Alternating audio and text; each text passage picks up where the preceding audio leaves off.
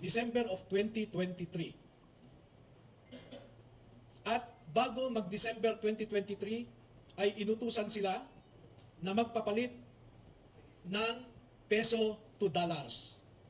Dalawang maleta na ang bawat maleta ay may nilalaman na 56 million pesos. Kaya nakapagpalit sila ng equivalent to $2 million. At ang sabi ng mga executive assistants ni Ginoong Saldico ay pinaghahandaan daw nila ang pagdating ng foreigners. At kalaunan ay nakilala ng mga ito na ang foreigners na binabanggit ay mga ICC investigators. At nakapaloob dito na ang ginawa nila ay mag-interview ng mga witnesses na ipinapaarating sa kanila ni Sunny Trillanes. Wala silang ibang in-interview na mga witnesses, kundi ang mga tao lamang na pinapadala ni Sunny Trillanes.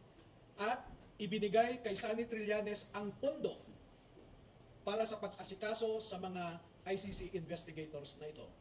Kaya naman po, lahat ng sasakyan na ginamit, lahat ng hotel accommodations ay sinagot ni Saldico at saka ni Sunny Trillanes. Napansin din po nila na lahat ng mga pag-interview ng ICC investigators ay sa mga pribadong lugar. Wala man lang government office.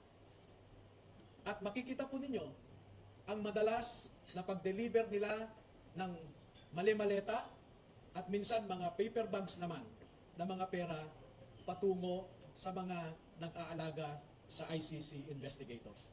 Lahat ng pagkain nila, lahat ng ginamit nilang sasakyan, lahat ng hotel, lahat ng mga condominium units ay sinagot ng grupo ni Sunny Trillanes at saka ni Saldico. At bilang isang abogado po ay nababahala ako dito. Dahil ang sarili kong konklusyon na hindi naman nilahad ng mga sundalo na ito dito sa affidavit nila. Pero bilang isang abogado, ay nakikita ko ang isang mabigat na suliranin ng isang third world country na katulad natin na siya lamang pinag-iinitan ng mga ICC. Hindi nila kayang ipatupad ang kanilang orders sa mga mayayaman na bansa.